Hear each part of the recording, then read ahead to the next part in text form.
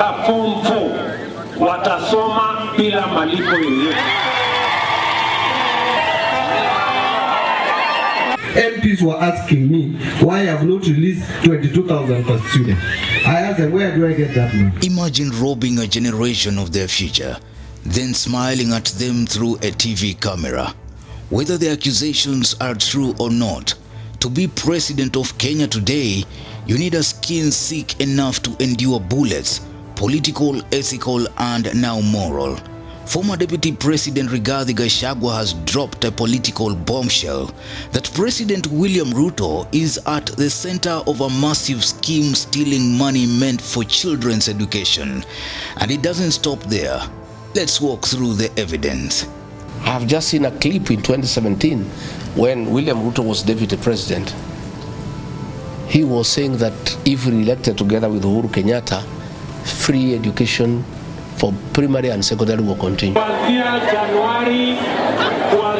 Januari mwaka ujao. Kuanzia Januari mwaka ujao. Masomo kutoka standard 1 mpaka form 4 itaendelea bila ya wazazi kulipa school fees. Rigathi Gachagua isn't mincing his words. According to him, the National Treasury, in cahoots with President Ruto, is orchestrating a scheme to reallocate money meant for free basic education. And the man allegedly moving the money, Treasury Cabinet Secretary John Mbadi, a seasoned ODM politician installed through what Gachagua calls broad-based government, a Raila Odinga brainchild. The path is stunning in its simplicity.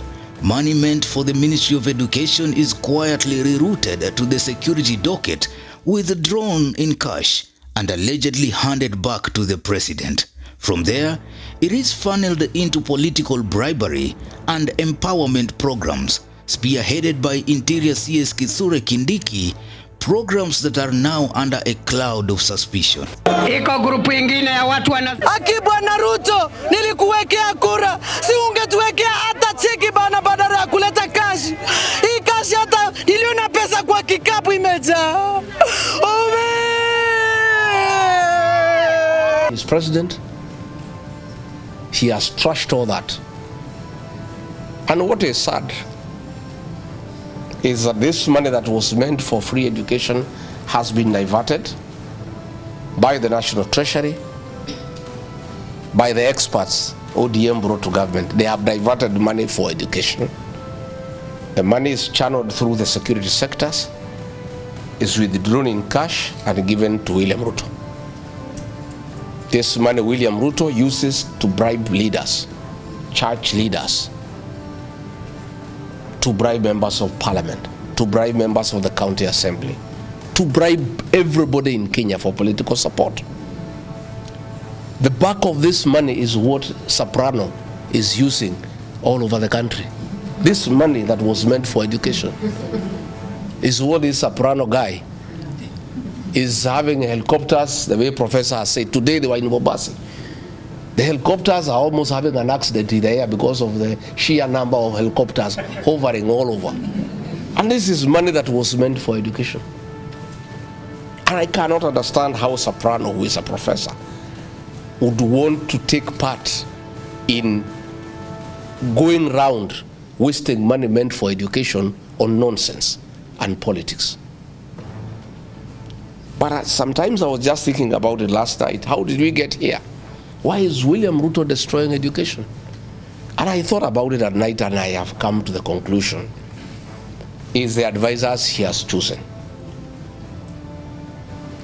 William Ruto has been very advisors, very educated, but they are all flower girls. They don't advise him on anything, they are just for show. I was his deputy, so I know. When I tell you, I know what happens. He has two advisors whom he takes advice from. Oscar Sudi, who is a standard 3 dropout. Farouk Kibet, who is a standard 6 dropout. So these two advisors have no value for education. So they have advised William Ruto to get money meant for education and take it to bribe people on useless empowerment programs. that are not empowering anybody. I saw a lady in Kisii complaining that after spending the whole day for the empowerment program, she has a group of 31 people that were given 2,000 shillings. All this money is stolen by Soprano and the members of parliament. And this is the money that was meant for education. Let's pause for a moment and ask, where is the proof? Treasury officials claim there is no money. That we have a strong feeling, especially from the National Treasury, that it was not right to pay school examination for all the children of Kenya. It is not right. You subsidize people who cannot. The Education Ministry blames budget constraints and swelling student numbers, but the numbers don't lie. The government promised 22,244 shillings per secondary school student this year. Instead, schools are getting only 16,900. That's a shortfall of over 5,300 shillings per student, money that simply vanished. When asked, Treasury officials cite a cash crisis. But if there's no money, how are ghost schools still receiving funding? Issue a circular that is proper, rather than issuing a circular of 22 and it is less. Brother takes to schools 10,000. Already it's small. Why are you deducting money for infrastructure 5,000? You know, I have all the notes here. Why are you deducting another 1,750? So that even from the 16, what is... Why did you not acknowledge that you're aware? Put a rider, both of you did not do that.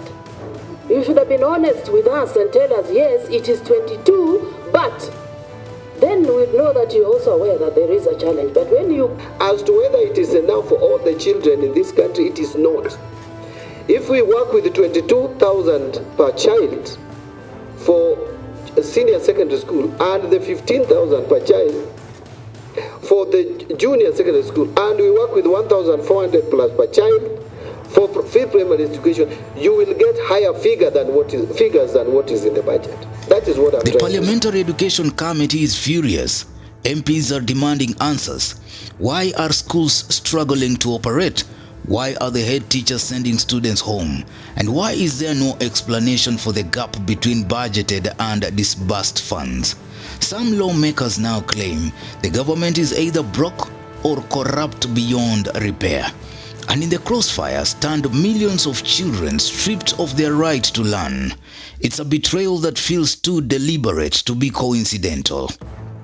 This revelation has placed John Mbadi, a seasoned Raila loyalist, in an uncomfortable spotlight. Gachagua frames Mbadi's presence in Ruto's treasury as a strategic Raila donation, intended to give ODM some stake in the regime. But instead of bringing checks and balances, Gachagua accuses Mbadi of facilitating the rot. MPs were asking me why I have not released 22,000 per student. I asked them, where do I get that money? It's a damning claim.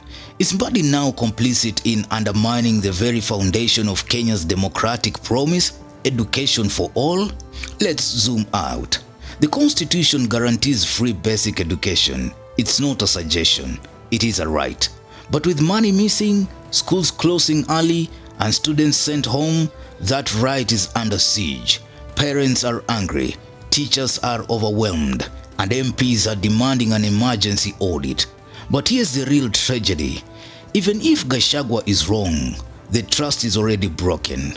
A nation cannot grow when its children are sacrificed at the altar of political expediency. Rais amenituma na shilingi milioni 3. So, is Ruto a mastermind of an educational heist or a victim of elaborate sabotage?